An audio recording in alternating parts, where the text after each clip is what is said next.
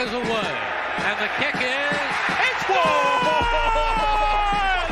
And the Eagles win! It's hard to come to South Philadelphia and leave here with the win.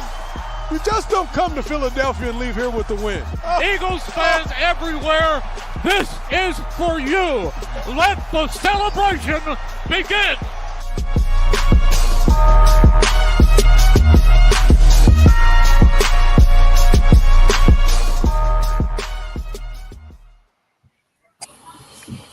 Good people. Good people. We're back. Another episode. Eagles League Podcast. My boy Cool McCain. I'm joined on this side by Fuji back in the building. Below me, Key. At this angle over here, Eagles Diva. We in here.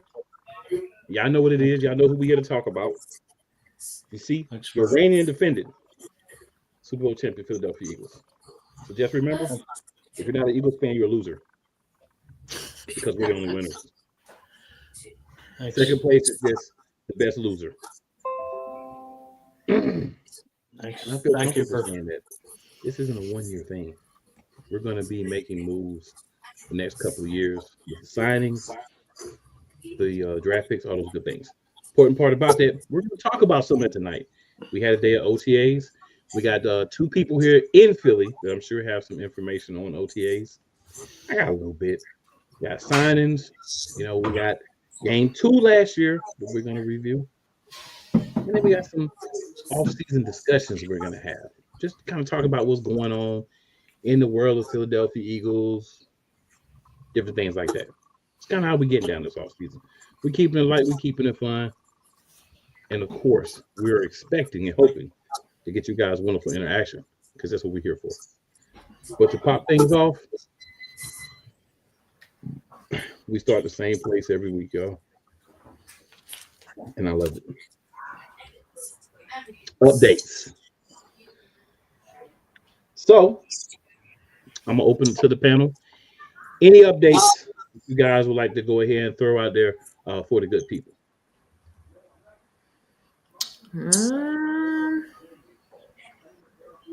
I mean, just like OTA stuff, really nothing, you know.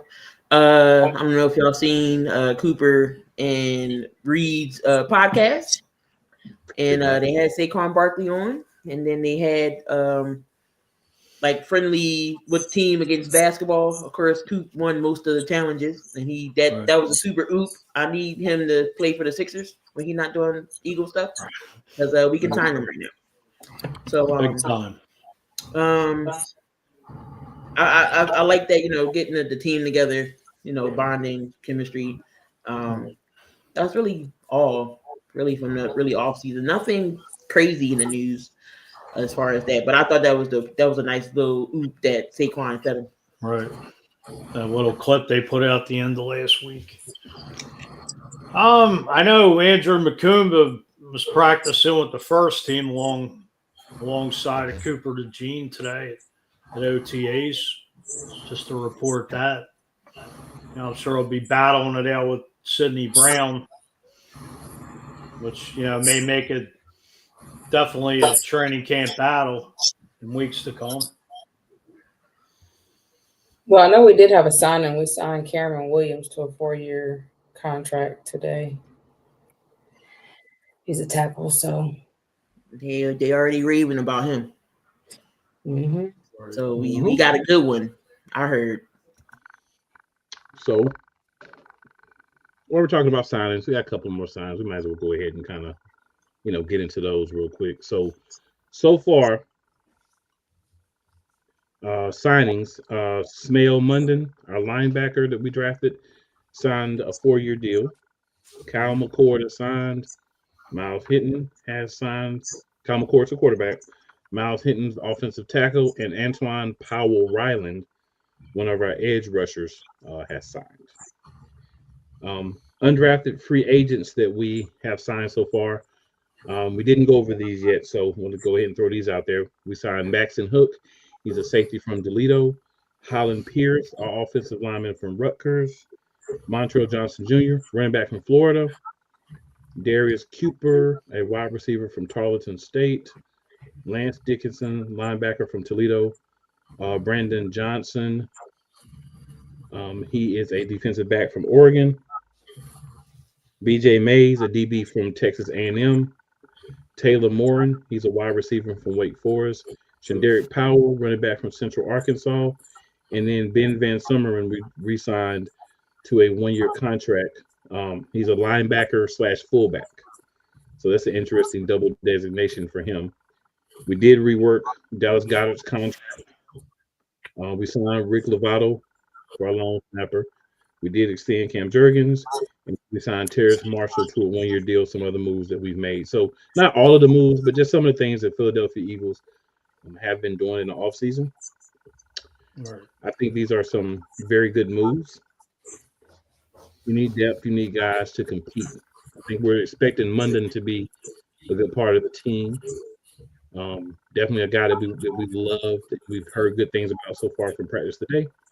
And we'll see if that OTAs today. We'll see if that continues. But he's a guy that I think will get definitely significant playing time, especially with the injury to our often injured, really good player. Right. From Georgia. Y'all know who I'm talking about. Mm-hmm. Speaking of that, he was doing ballet, so he can get his he can get his flexibility and everything back. So let's see if that works. I think it should be interesting to see Nakobe Dean and Nolan Smith come back from these injuries because, right now at the linebacker position, Nakobe Dean coming off the patella tendon. I mean, is it Campbell that's going to step in to get the job? Is it going to be Jeremiah Trotter Jr.? What really remains to be seen going forward. Right now the OTAs, mini camps, and then, you figure we're almost a month and a half, 2 months away from training camp. My thing with Nakobe is even if he does come back, they said that his rehab was going well. Is he going to stay healthy? Because boy just can't stay healthy. That's a hell of an injury to come off of. Yeah, when you said you put your kneecap in your thigh and you had to push it back down. Yeah. Right. I'm just starting to wonder. Hate to say it, but hopefully he'll come back to the Nakobe Dean he was. But one of these, like Campbell, could be his replacement successor to step in that position.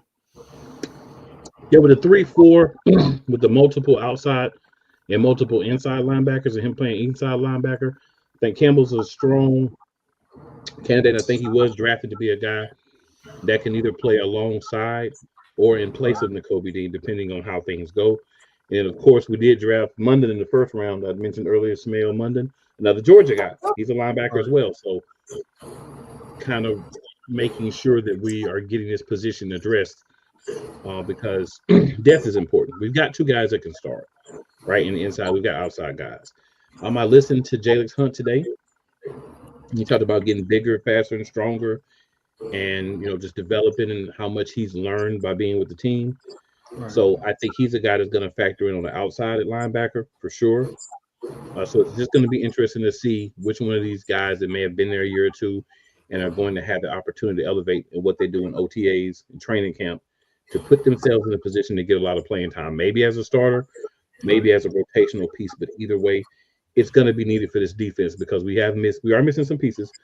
So it's a matter of, I don't expect one guy to replace a guy that's been in the league 7-8 years, but you get your 2 or 3 guys in a rotation and they can get the job done. That's why I think we're kind of looking for, and these are staples of what Vic Fangio does.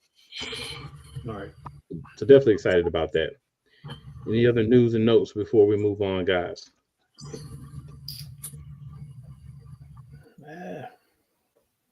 Really, I would say right now, it looks like switching sides of the ball. It looks like Tyler Steen right now could be the starter right guard. That's From what supposed to be I'm his position last year.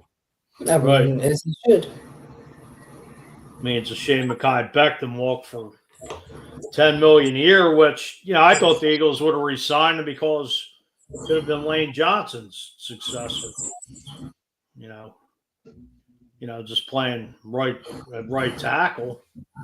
But I forget who's the offensive guard the Eagles got from Houston for CJGJ. I forget his name. I forget his name, but Bryce right Green. now, it may have been. Right now, he's a project. Green something. Some Green. Bryce Green. Kenyon Green. Yeah, there you go. Yeah, I mean, he was the number one pick, I think, for Houston in 2022, but just seems like he never panned out there. But hopefully, Jeff Stoutland will, take him to Stoutland University, take him under his wing, and, get him back to what he was at one time as the number one pick. I mean, I'm sure it's going to be a little, it's definitely going to be one camp battle to watch is the right guard position. The Eagles did bring Matt Pryor back, who was with the Eagles, had a stint with them before, and was a journeyman. He seems like he can pretty much play either guard or tackle, which he has in the past. So, that could be definitely 3 or 4 guys battling right there with Tyler Steen at the right guard position. Honestly, I don't think it's going to be much of a battle personally. I think Steen really had a job last year until he got injured, and Becton just stepped in. Once you get injured, you can lose your position. And I think the appealing thing with Steen is he's still on a rookie contract. True. So this is year 3, so you got a couple more years on the rookie contract. So I would think the way Howie works is he's probably going to be the guy that can probably get him re-signed next year. Get ahead of the market, probably get a discount because Howie loves discounts for players, and kind of move with it. Because like I said, he did everything to have the job last year until he got hurt. And I'm not one of those guys that says, oh, you shouldn't lose your job because of injury. Because if you can't be healthy, are you really going to be very beneficial to the team? To me, the answer to that question is no. So I don't mind a guy losing his job to injury, but I think when he did play, he played well last year. So unless somebody comes in and really wows, which could possibly happen, but I don't see, personally speaking, of course, I don't see a scenario where he doesn't get every opportunity to be that number one guy this year. And that's probably one of the reasons why Becton was fine with leaving, because he said, hey, here I'm going to have to battle Steen again. Right. If I go somewhere else, I'm the guy. And honestly, I don't blame you for saying I'd rather go somewhere and get paid and probably be the guy versus having to battle again for the job that I already had last year on a Super Bowl winning team. Exactly. Especially being only 26 years old.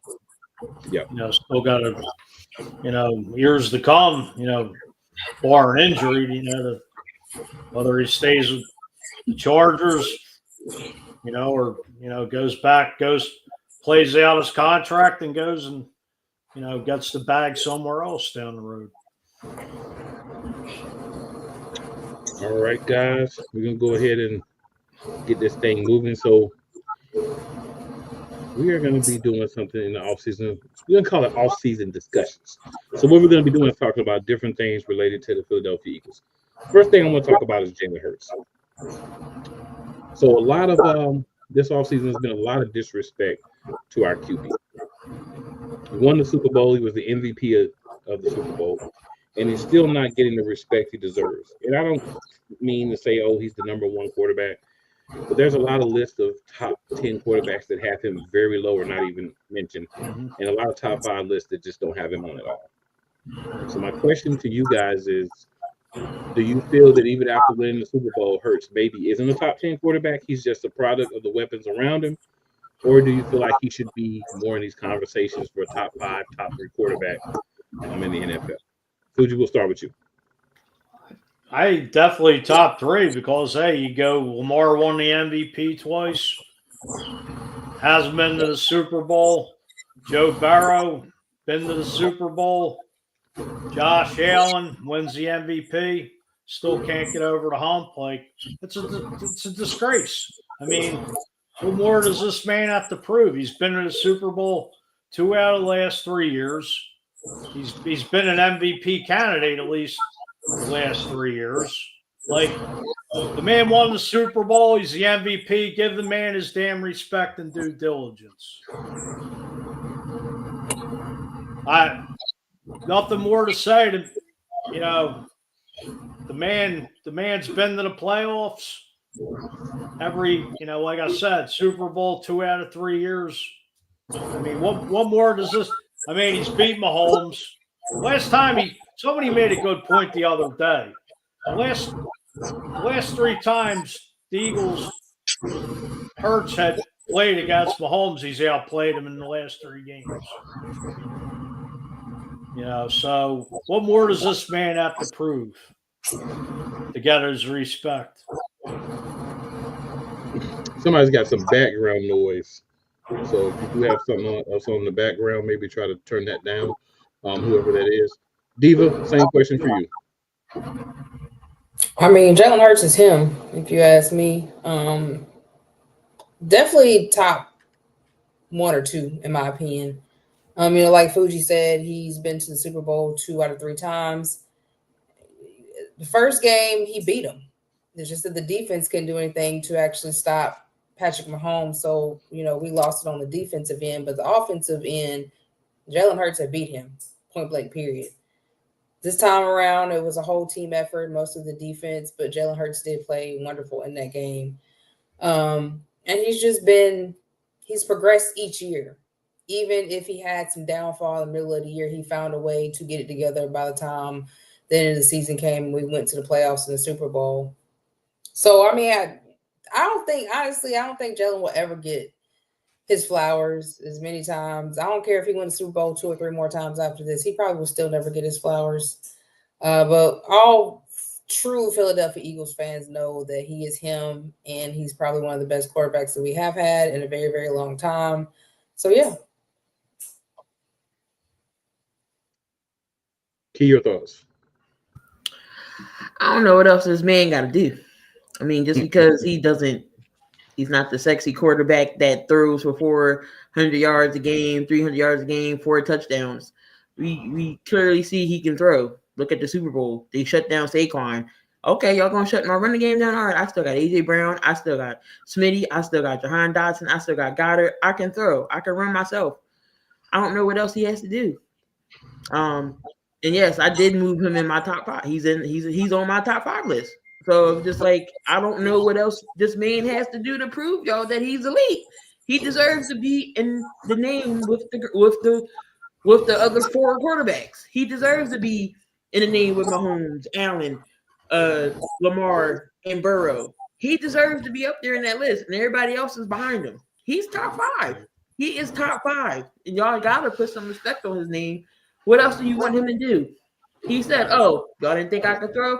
Okay, I can throw y'all. I can throw 300 yards, 2 touchdowns to A.J. Brown won that one game." And he came to the presser. He was like, "This is what y'all wanted, right? What else y'all want this man to do? What else y'all want him to do? He done win a Super Bowl, MVP. He done win twice in 3 years. What else do you want this man to do? He will forever be getting hated. But he got to win. He got to be Brady and win 6, maybe, for y'all to shut up. Come on now." I think one thing that a lot of people forget to mention or remember or talk about is he's been to 2 Super Bowls and won one. There's only one other guy that's being mentioned that has won a Super Bowl, and that's Mahomes.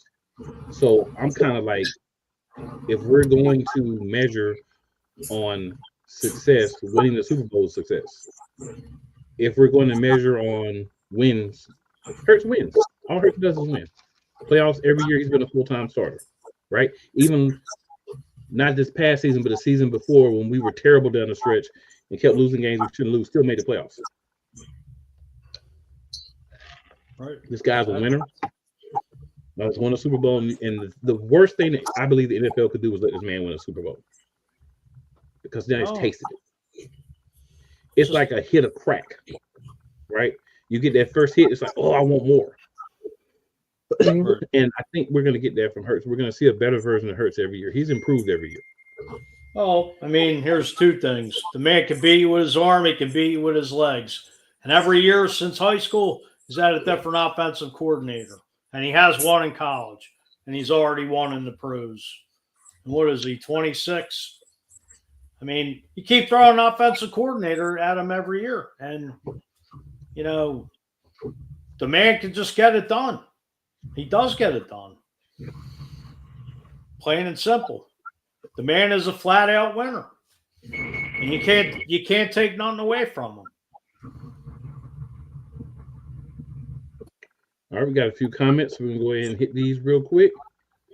So, Shady Sports Network says, fly, Eagles, fly. Fly, Eagles, fly.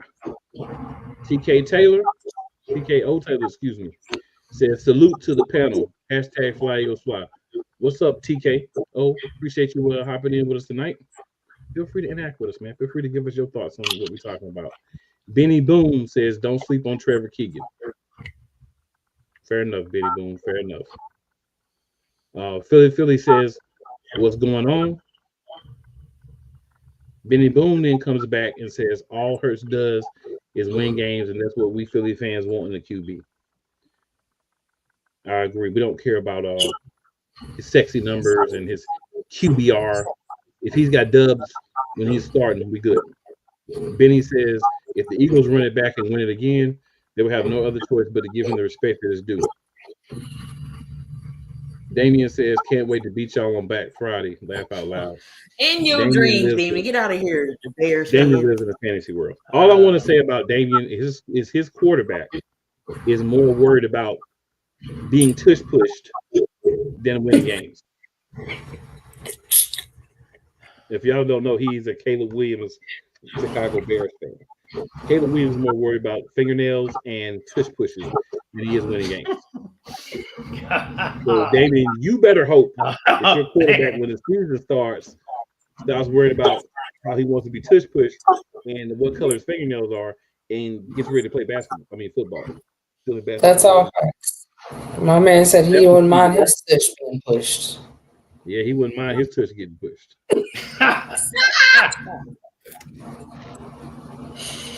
Oh, shit. Yeah. Excuse me. Okay. I didn't make it up, Damien. He said it. I hate that I saw it. Man. He said it. It wasn't pleasant. Oh, man. Think about it. I was like, come on, bro. Are we really doing this? But yeah. Hurts. All right. So we kind of touched on some of this before. But OTA news and notes. Any other news and notes from OTAs that you guys were made aware of, or maybe we hadn't talked about? I know we talked about some of them in the updates. I just think I know Kevin Patullo did talk, but I wrote in here his press conference. I think I was saying, Ty Robinson's looking good. I think they said he's probably going to step in the Jomo spot for, going in the last year as a backup role now that Milton Williams is gone on that defensive line. I think what I hear, rumor Bryce Huff possibly could be a cap casualty after June 1st.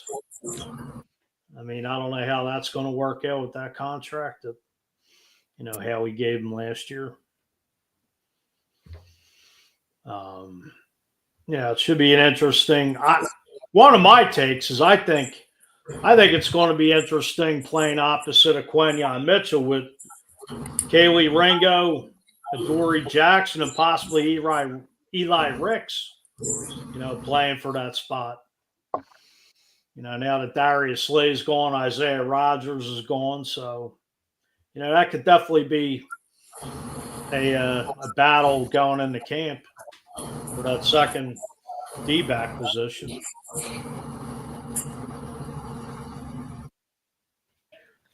Big Fangio did say he likes Coop in the nickel. And then Quinyon was playing both sides of the corner today. He's getting accustomed to that. Like I said, you got Jackson. Our cornerbacks are so deep. So, and then you got Makuba for the safety spot. He's going to take CJ's spot. So I mean, I like our secondary. It's shaping and forming. But let's see who gets the job. Is it going to be Sydney? Is it going to be Keeley? So you won't know, but it's going to be a battle. Well, from what I've seen, they're thinking Makuba and Sydney safeties and Adorian and Keeley on the CB side on the outside.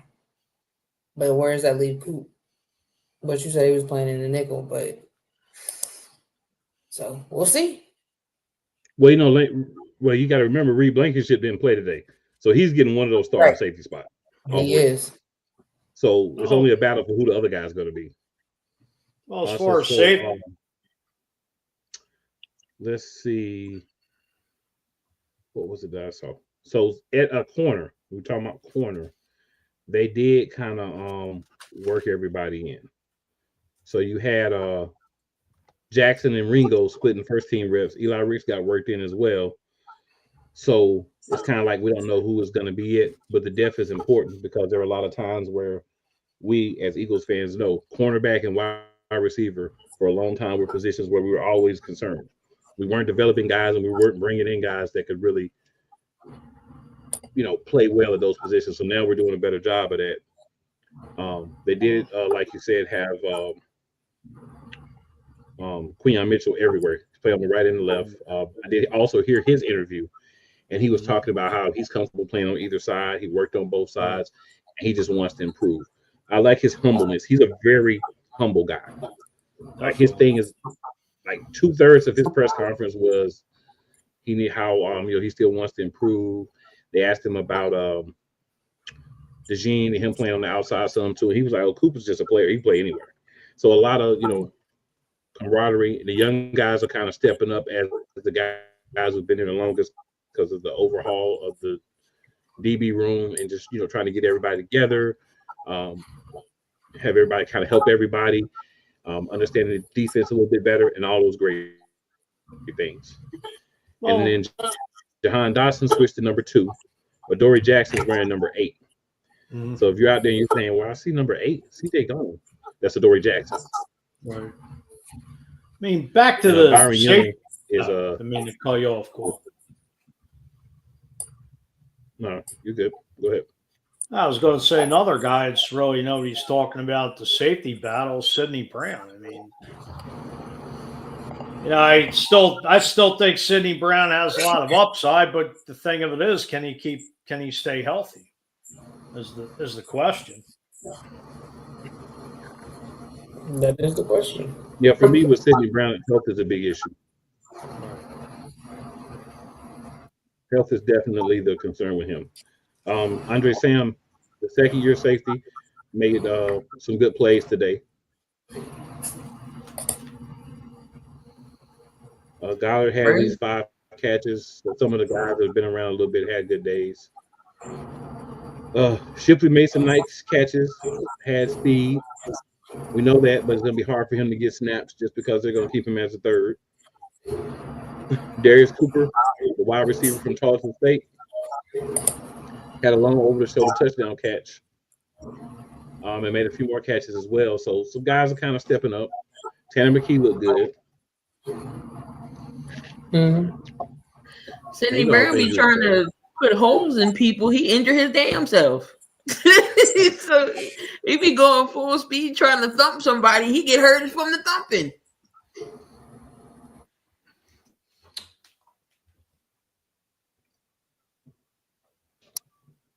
As far as the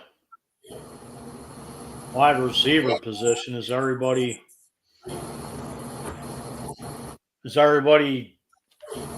satisfied with the depth of the wide receivers?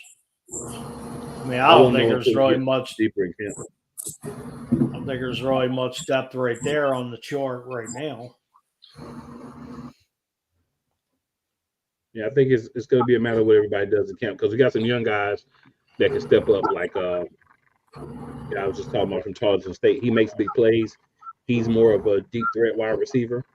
So he's a guy that can kind of take the top off like they wanted to do with some of those guys I'm not going to name that we had in the past that couldn't catch the ball. But since he can actually catch the ball, there may be a difference maker. I think Dotson will be better in his second year. Key, Diva, what do y'all think? I'm rooting for Johnny. Like, I know he's a big threat we can use too. So let's hope and pray he catches the damn ball this year. But I mean, I'm gonna give him the benefit of the doubt. He's a rookie, but you know he's going into the second year. So I like him. He got good height, got good size on him. Hey, if Goddard go down again, switch him to tight end. That's what I said last year. Why not? It wouldn't hurt to put him in a tight end some or line him up. You know, it wouldn't hurt to put him in some 4 or 5 wide receivers either. All right.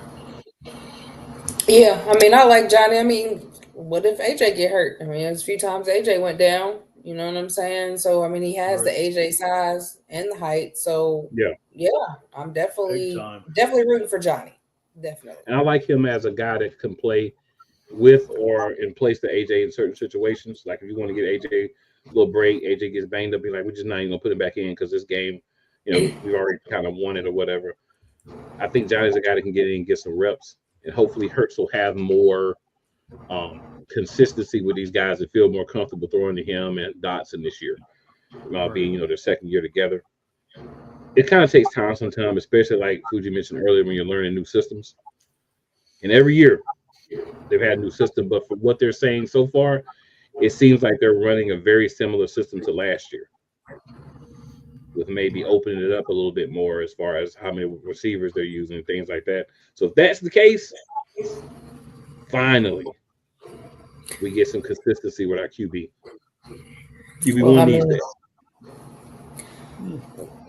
The press conference sound real good today. With the coordinator, you know, sound everything we wanted to hear. But the question is Nick Sirianni, now that he got that darn sign-on bonus for another 5 more years, he's going to let that man run the team? That's going to be the question. Are we still going to see some Nick plays, or is he just going to let that man do what he's supposed to do and call plays? Well, we're going to see some Nick plays. I mean, I pretty much resigned the fact we're going to see some Nick plays. Hopefully it's just not too many and not too often, but Nick is going to have some plays. He can't control not having plays. I don't think he just inside of himself can let it go completely. Plus, Kevin's been with Nick for years now, so he knows him. So I just hope and pray he be the one that be like, excuse me, can I do this, please? Nick's going to need that one. I'm going to be like, Dom, go get him. Let me run this. You let me offensive coordinate. You just sit there with your headset on and oversee everything. So, I mean, you did it with the consistency. You know, we're going to be kind of sort of similar, doing the same offense. So we're not losing, or Hurts isn't, you know, have to learn a whole new system. So at least we're implementing the same thing. We did see Corey Dillon out there, as I call him, the bowling ball with feet. So, but yeah. I'll be right back.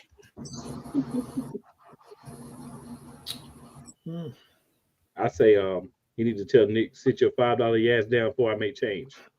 I don't think but that's what he really needs to tell Nick. I don't mind Nick having a little bit to do with it, but you know, sometimes Nick gets a little too into a little bit too much. Right. And we kind of need to back him up and be like, hey, bro, you got to do this the right way. You ain't always making the best decisions for the team. So that's my only thing with Nick. I don't mind Nick having input. And obviously, you might as well not mind it because it's going to happen. Right. But it's just a matter of, you know, how much. And familiarity, I think, is very important when you're talking about your QB and the system. Got a couple more comments here, guys. So I'm going to go to them real quick. TKO Taylor says, Hurts outplayed Pat in both bowls. You won't get any argument from me there. And even Damien's laugh. Damien says, touche, laugh out loud. Then TKO says, pause, fam. Pause. And then TKO says, I saw Trotter Jr. taking first team reps. Yeah, they did a good job of moving people around today in OTAs. I loved it. Rod back. He must have heard us talking about his ears was burning. Rod says, Will Jalen throw more than 18 touchdowns? Does your new OC have play calling experience?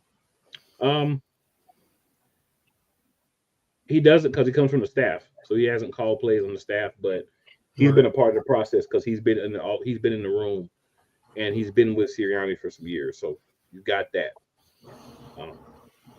Play calling, what a lot of people may not realize is play calling is like a staff thing, right? We see the OC actually calling the plays, but getting the plays together and working everything together throughout the week, that's something that a lot of people from the offensive staff help with, and he's one of those guys that's been doing that.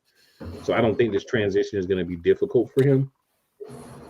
And again, he's a guy that's been with Sirianni, so he kind of understands what Sirianni is looking for and how to interact with him, and probably how to just say, "Not we're not doing it."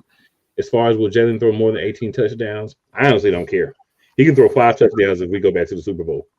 One of the things about Eagles fans that I think other teams don't realize or understand, we're not worried about Jalen Hurts' individual stats.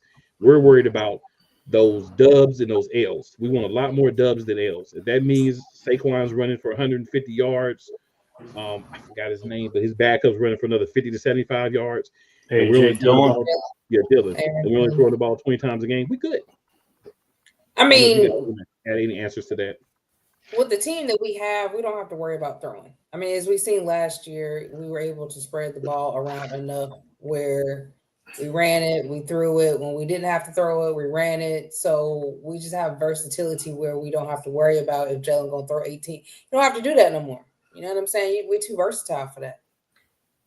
I guess my question is about Kevin Patullo. I mean, is he going to even, being Eagles passing game coordinator, since Sirianni was hired, I mean, is he going to run the ball like Kellen Moore did is the question to me. I don't know if everybody else feels that way, but I feel like if he wasn't going to run the ball, they would have gave him a job, personally. If he you're not going to run the ball, they're better running back in the league. Yeah. You can give him all that money in a way. I just think, it's Sirianni's guy. I did see a little bit of his press conference, and he actually came in the league with Chan Gailey, who probably within the last 10 years or so. And I know I think he was with Chan Gailey in Buffalo, and actually worked with Herman Edwards too, he mentioned. So he's been around besides, being in Indianapolis with Frank Reich and Nick Sirianni. I didn't catch the whole press conference, but just little tidbits I picked up. So Tim Romer says, "Good evening, everybody. God bless y'all and go Birds." Good evening. God bless you as well, and always go Birds. Go Birds. Go Birds. NFL reigning and defending champion, Birds. Amen. Benny says, "Key, your hat was scanned by UPS. You're definitely getting it tomorrow." He says, "Cool and DVR hats is coming next week." Benny, I need to get at you. I got a new address, sir. So I need to get at you and give you the updated information. Oh, I'm happy. I see the UPS man. Oh, I know when I see the UPS man, it's a Benny Boone production. Yes, sir. Coming. Tim also says Tanner McKee is underrated. To an extent, I would definitely agree with that. I think he's a good backup. And once with Howie, if you feel like he can get some picks out of him, he gonna flip him. But I don't rate Tanner McKee very lowly. I think he is a good backup. My only thing is I like to see guys against good talent, right, and then kind of make the decision and not just 1 or 2 games, but like a good sample size. So if he gets opportunities to play and he plays well this year, then yeah, I think he's really good. If he gets opportunities and maybe he does it, then he's okay. He hasn't been bad so far, but he hasn't had a lot of real opportunities. So that I can't fault him for that, but I can't praise him for that either. That's how I kind of look at Tanner McKee. No, I mean, should be pretty interesting to see who wins that third quarterback spot. Yeah. Few more things here. So Damian says, The question is how many times Nick going for it on fourth down. Laugh out loud. It depends on who we're playing. Because if we're playing Green Bay, we're going for it every down. And I want to remind everybody of something. We play one team this year, the Detroit Lions, the only team we play who did not vote against the tush push. Right. So, talking about extra motivation, you didn't want us to do our play. So guess what? Since you didn't want us to do the play, we're going to show you how bad it could be when we do the play. And we should see a lot of it. I would like to see it on third down. If it's 3rd and 3 or under, sprint on third down. Forget those guys. Damien says, speaking of Hurts, PPF is very petty not having him in the top 3 QB ranking post after winning a Super Bowl in a blowout. PPF's garbage. A lot of these services are definitely giving him a lot of disrespect. To me, that's fine. I feel like Jalen Hurts has a personality like mine when it comes to the sports. You disrespect me, I'm going to shut you up. You keep disrespecting me, I'm going to keep shutting you up. I am going to shut you up until you stop disrespecting me. And then when you stop disrespecting me, I'm going to remember all the disrespect, and I'm still going to shut you up more. So for someone like that, keep hating on him. That's what we need. Continue to do it. Please, don't stop.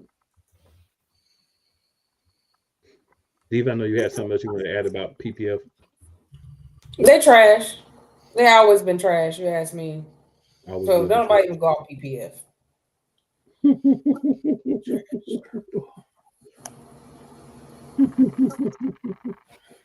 That is fair. That is fair. That is very fair. So another question for you guys. It's kind of things been going around all day. So I figured, hey, we got a show. Why not talk about it? Will the 2007 New England Patriots beat the 2024 Philadelphia Eagles in a game? Key, we're going to start with you on this one. Absolutely. It's funny because I was just about to bring up the roster that Brady had that year because I sure enough don't remember. That's 2017. So that roster, of course, it was Brady. So I think that year Brady didn't really have any star receivers. That's the only thing about Brady. Brady made the nobody special. I know he had Gronk. Edelman. Yeah, Edelman. Right, Gronk, Edelman. I'm looking now. Of course, he had was Vinatieri was long going after that.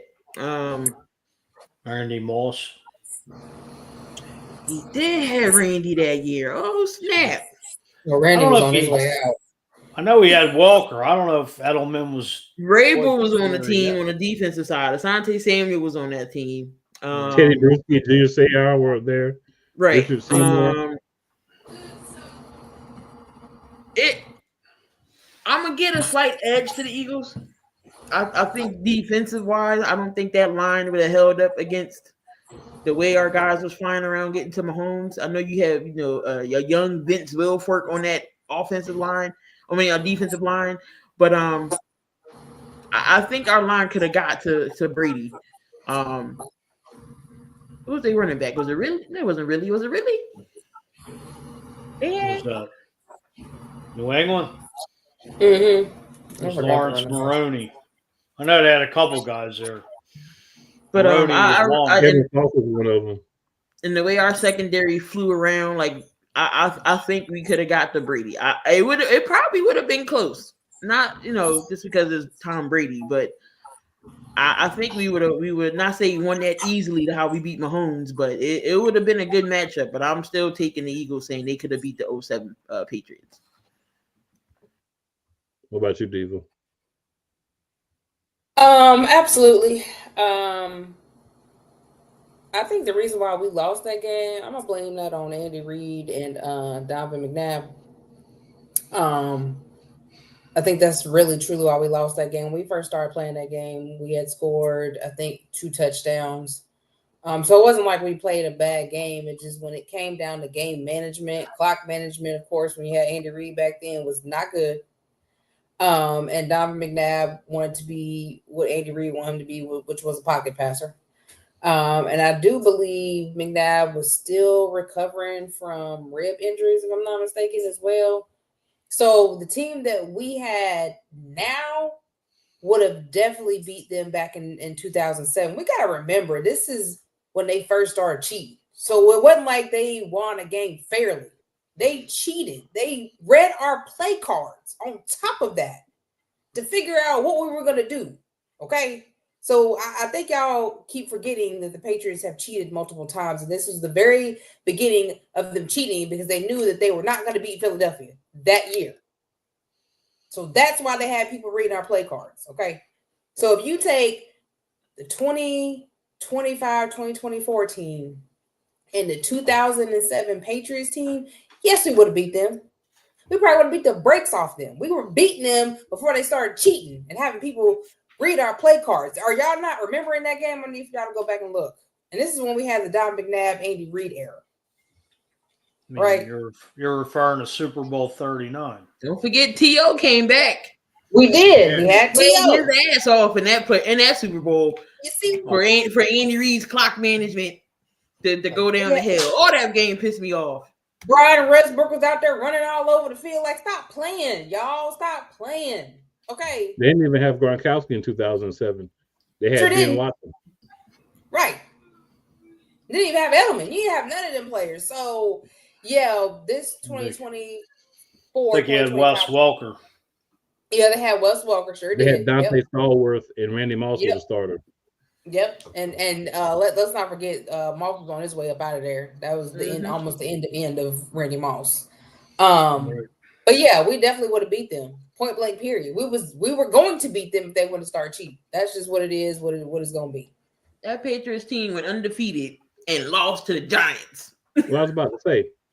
No, Giants had a nice. I mean, let's say this: Spags was the defensive coordinator. I mean, you had Michael Strahan in his last year.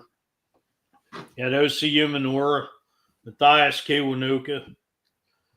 You know, it was Jim Johnson's defense beat Tom Brady and the New England Patriots. So, what do you think, Fuji? Do you think the 2007 Patriots team could beat us? The 2024 Eagles?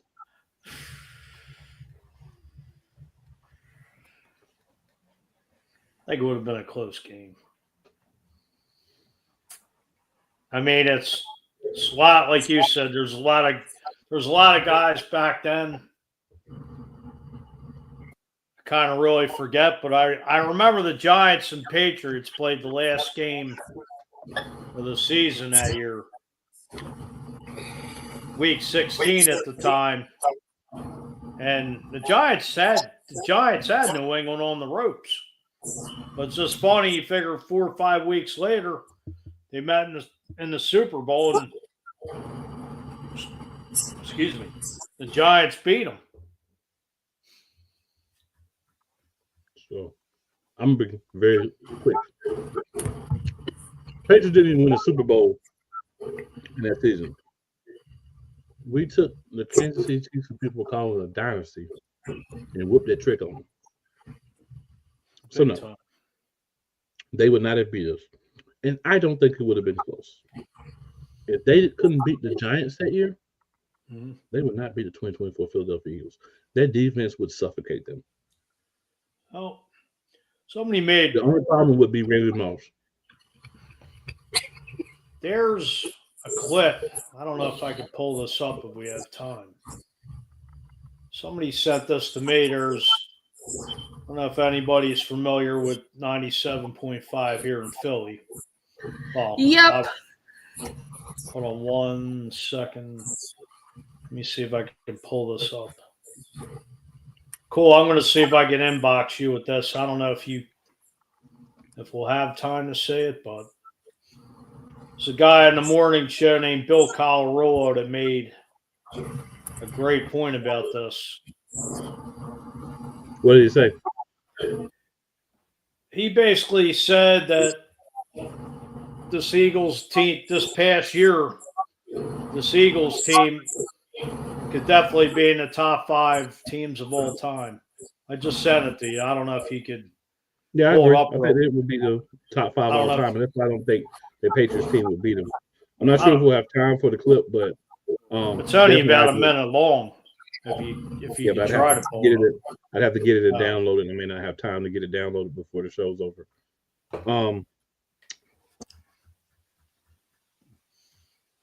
So we'll move on. We'll see if I can get it, but we'll move on. Essentially, the thing we have left, of course, a little bit of time.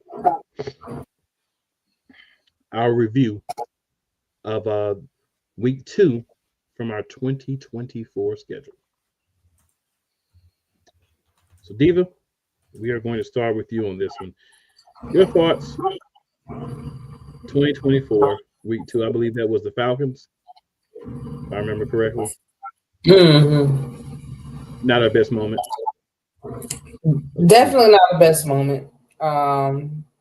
We fell apart at the end, definitely. I don't know what happened to the defense. I guess we were just trying to get all our ducks in a row to let Kirk Cousins, because normally primetime Kirk Cousins is horrible. But that night, we let primetime Kirk Cousins show us up and show us out at the end. I mean, we had that game beat and then just let him come back. You know what I'm saying? The offense wasn't really clicking. We stopped clicking. Defense just wasn't making no stops. It was, they just wasn't making no stops. Bijan was, running through the defense like it wasn't nothing. When it came to the end, the first week kind of kept him contained, but then he just broke out and there was no stopping him. And I just say, that was game 2. We had a new defensive coordinator. We had a few new pieces on the team. So I felt like we were just trying to gel together and, figure out our footing in the ground. And so that's what happened. And we lost that game, but it wasn't the best for sure.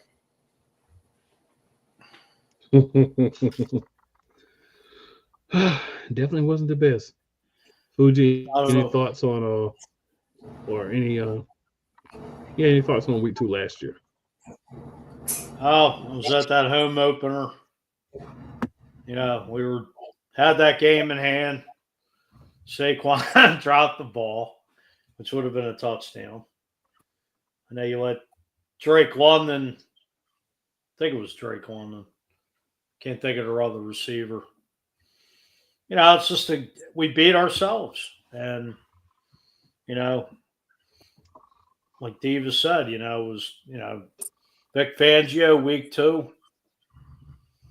Those guys are, it usually takes really, technically, you might as well say September regular season's really like preseason because, these guys are playing together.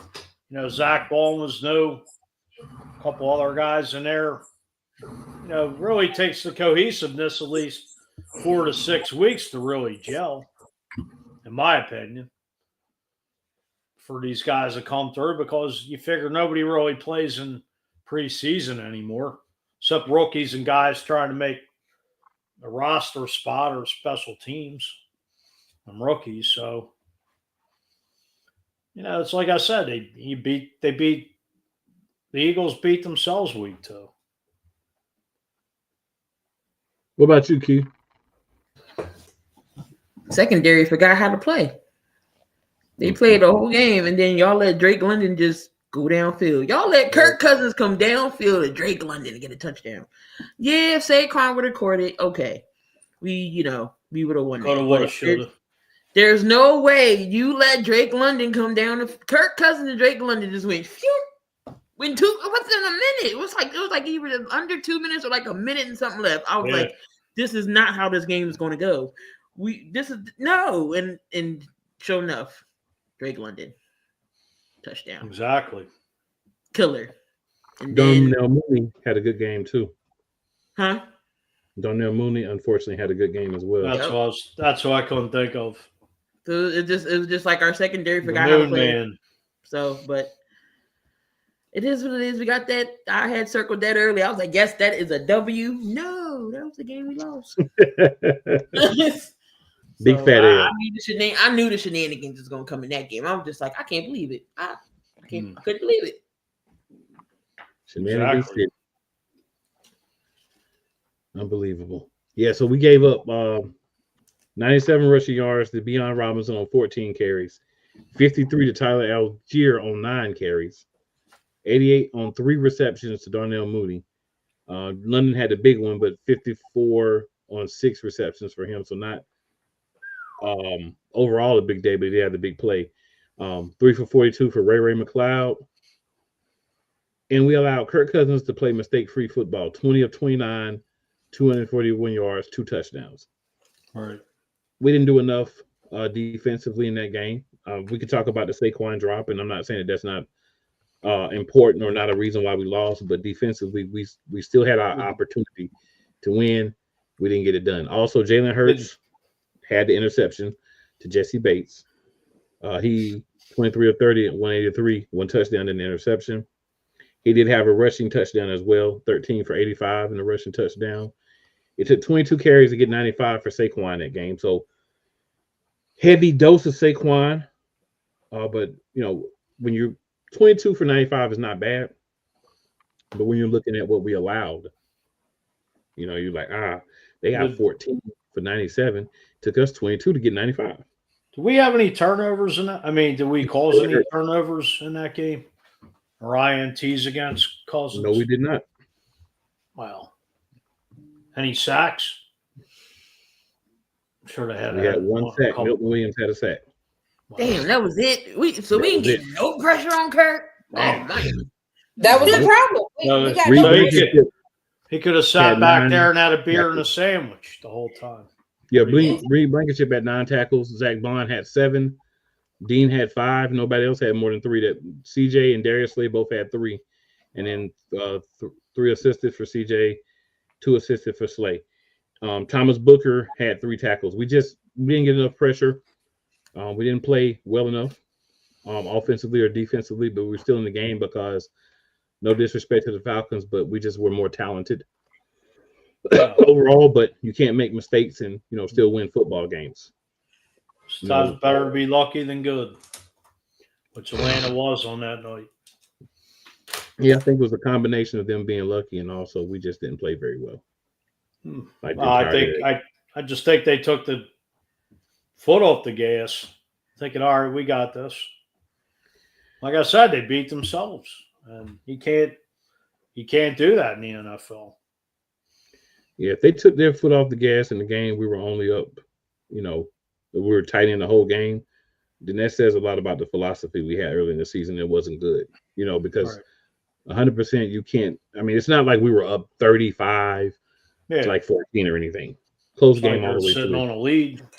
Yeah. So if you took your foot off the gas at that point, that's just really bad. And it could have happened. I didn't go back and watch the game this week. I didn't have a chance to go back. I watched some highlights, but I didn't get a chance to go back and watch the entirety of the game like I normally do. But just disappointing to take the loss. But honestly, when you look at the larger scheme of things, I would say the loss probably actually helped us. Sometimes you need to lose so that you can win later on. Sometimes you need to lose so you can win later on. I mean, those first 4 games, the loss kind of brought some things to the front. Well, I mean, the first 4 games of that schedule, I mean, I know when we went to Tampa, we basically got our asses handed to us. Yeah, we don't want to jump ahead, though. We'll get to that one in a couple of weeks. I didn't mean to. Yeah, we'll break that one down in a couple of weeks. Oh Lord, Diva. I wasn't. See, I can't talk about that game because you know why? Because I wasn't in the States. So I was in Atlanta watching Atlanta and the Saints. So I didn't watch that game at all. You ain't missing nothing. I know I didn't. You ain't missing nothing. No, I'm gonna final thoughts. I'm done with that game. Any final thoughts for the week, ma'am? Nope. Fuji, any last thoughts, sir? Well, let's see what OTAs come about. I mean, like I was saying earlier in the show, that we're like 2 months, month and a half away from training camp, and it's going to come. I just can't even believe we're going into June. And, it's training OTAs are kicking into high gear, and yesterday, 100 days to the season kicking off September 4th. The banner drops, and little D coming in not a better team in the NFL to drop that Super Bowl 59 banner than the Cowboys. But that's all I got to say. Any final thoughts, Key? No, we're now 99 days away from football. Yesterday was 100. It's 99. So I'm just looking for football. So just ready to see what training camp brings and the heated battles, who's staying, who's going. So maybe I'm trying to see if I can go to a preseason game since regular season is too rich for me. So I'll catch a preseason game for $40. Right. She said too rich for her. Yeah, them regular season games is ridiculous. I'm not paying $500 to stand up when I can watch that crap on TV for free. I'll go to a preseason game for $40. You better holler at Cool. He tell you how to get the tickets at a good time. I will say, Jalen Hurts said to let all you haters know this. Acknowledge me. And the team wanted everybody to know. But the cream will rise to the top, oh yeah. And also, Jalen Hurts said, they out there saying that I'm not a top 5 elite quarterback in this league. Tell me, he didn't just say that.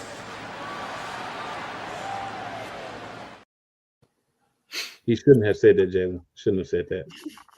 But that being said, y'all better be here next week, y'all. Make sure you tell a friend. Tell a friend.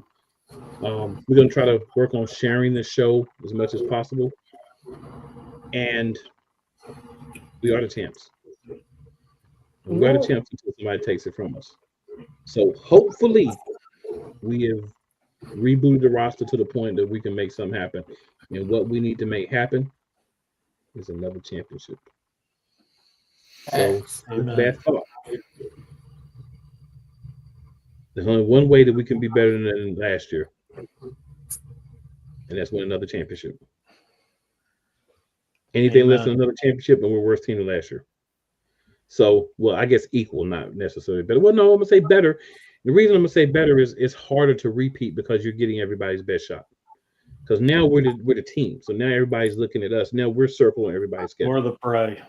Yeah, last year we were circling a lot of people's schedule. But I want all those teams that we played to know that if you're not the Lions, you're circling the schedule for voting against the tush push. If you are the Lions, you're circling the schedule because your wide receiver has been yapping his gums all off season. St. Brown. Yeah. So thank St. Brown for what may happen to you. Everybody else, thank your owners for being scared of a play that they can learn how to do, but they don't have the competence to get the right guys in place to help them learn how to do it. And you don't have the personnel to be able to execute it. And you don't have a coaching staff that can take the time to teach your players how to do it. But that's our fault. That's the Eagles' fault. We're not having that. We back next week. More Philadelphia Eagles talk from your reigning and defending Super Bowl champions. It's never where you start, guys. It's always where you finish. You know what to do. Tell 4 people that you think may be your friends and 4 people that don't like you. Just because they don't like you, it does not mean that they won't like us. And we out.